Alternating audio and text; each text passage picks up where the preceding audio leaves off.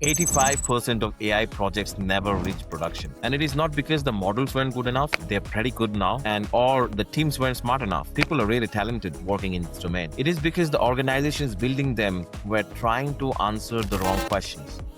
The question most teams are asking is which AI tool should we use? The question they should be asking is how will we know if it is working? The gap between picking a tool and defining success is where most AI projects go to die. I call it the POC graveyard.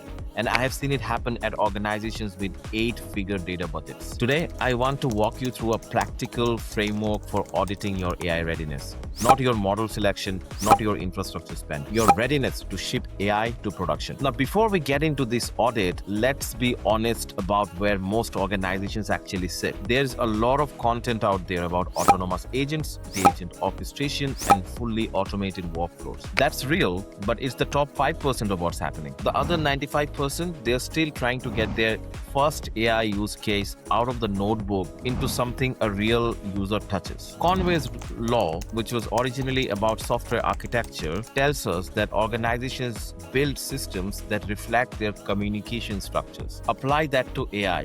If your data teams, business teams, technology teams don't share a common definition of what success looks like, your AI system will reflect that confusion. It will be built in silos. It will break at the seams. That is the actual starting point, not agents, not orchestration. Alignment on what you are trying to measure. That's really important. When I work with organizations on AI readiness, I consistently find the same 3 types of accumulated depth, not technical depth in the traditional sense, although that's often there too. I'm talking about structural depth that makes it impossible to ship AI to production. And I call them the 3 depths. First one is data depth. Your data isn't ready for AI consumption. You've got data quality gaps, inconsistent schema, 5 different revenue numbers. That's common, right? McKinsey's research suggests that data teams spend 60 to 80% of their time just cleaning and preparing data before it can be used. That's the depth you are paying on every sprint. The second depth is the decision depth. You are building features before defining success criteria. You can't automate a decision that was never clearly defined. If 3 people in a room disagree on what looks good for an AI output, you have a decision depth. And you will feel it the moment someone asks, is this thing working? The third depth is evaluation depth. You have no feedback loop connecting your AI to business outcomes, no golden data set, no measurement infrastructure. I have seen organizations with evaluation depth still moving their AI applications into production, and few months later, no one would actually know if the AI is performing well or how to improve the quality. This is the most dangerous depth, in my opinion, because it is invisible until something drastic happens. These 3 depths compound. Data depth means your inputs are unreliable. Decision depth means your outputs have no definition.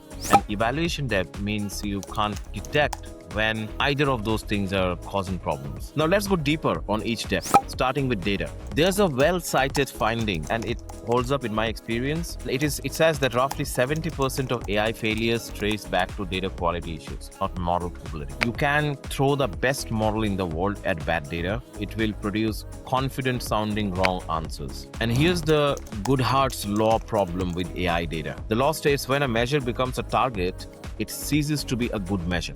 Applied to AI, the moment your team starts optimizing for inputs that make the AI application look good in demos, you have broken the feedback loop that actually matters. The practical audit question here is simple. I call it the data readiness check. Ask yourself, can an AI system reliably access your data programmatically and get a consistent schema, understand what the data means, and receive meaningful error messages when something goes wrong? Most organizations are not at that maturity level. They are at what I call level 1, which is data designed for human consumption. Batch reports, dashboard extracts, CSV files emailed on Fridays. They have got these kind of capabilities. And that's not wrong, but it's not AI ready. Agent compatible data needs programmatic access, schema validation, embedded metadata, and getting there is a choice. It's not a side effect. Decision depth is the one that embarrasses people in the room because it reveals organizational confusion, not technical depth. And believe me, I have been in these meeting rooms. Here's the test. Take your current AI use case. Write down what does a good output look like? What does a bad output look like? How will you tell the difference at scale without a human checking every response? If those questions produce silence, or if three people give three different answers in your organization, you have decision depth. Dijkstra's principle applies here. A problem that cannot be stated precisely cannot be solved.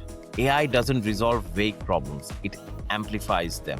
If your business objective is fuzzy, your AI system will be confidently fuzzy, which is much worse than being obviously broken. The fix here isn't complicated. Before selecting any model or tool, you need written agreement across business, data, technology stakeholders. And the agreement needs to be done on three things. What decision is AI making or supporting? What does a correct output look like with specific examples? What is the minimum acceptable performance threshold before you stop investing? And these are not technology questions. These are clarity questions. And most teams skip it entirely because they want to get to the technology, the building, the implementation part. Let's talk a bit about evaluation depth. Evaluation depth is the one I see most at mature organizations, and it is the most expensive. Here's what it looks like in practice. The team builds a system, it demos well, leadership likes it, they approve it to go live, and it goes to production. And then they do nothing. Yeah, to celebrate success and all, but then they do nothing about improving that application. There's no dashboard tracking whether it's still performing. There is no golden test set to run regressions against. No process for capturing cases where the AI got it wrong. And eventually, the model will drift, the business will change, and nobody would have noticed that because nobody's measuring. And this isn't negligence, it's a structural gap. Evaluation was treated as a final checkbox, not a first-class architectural requirement. Kahneman's research on System 1 and System 2 thinking applies here. We build AI to automate System 1, fast pattern matching responses, but we forget System 1 errors are invisible unless System 2 is watching. Your evaluation infrastructure is System 2 for your AI. Without it, your model is making confident mistakes and no one sees them. So here's the practical audit. Can you answer these three questions right now? What is the current performance of your AI system against the success metrics you defined at the start? When did you last run an evaluation against a held out test set? What is the feedback loop that routes real-world failures back into your measurement process? If you can't answer those, you have an evaluation debt, and it's accumulating interest every day your system runs without oversight. Now, in my honest opinion, the fix isn't technical. This fix is a mindset inversion, and I call it reverse strategy framework. Most teams go tool first. They pick a model, they integrate it, they build features, and then if they're lucky, they think about measurement at the end. The reverse strategy works backwards from outcomes. Step 1, define exactly how you will measure before you write a single line of AI code. Business metrics, AI performance metrics, safety thresholds, everything should be written down, agreed by every stakeholder who will be touching the AI value chain. Step 2 is to design the evaluation architecture that makes measurement possible. Your golden dataset, your logging infrastructure,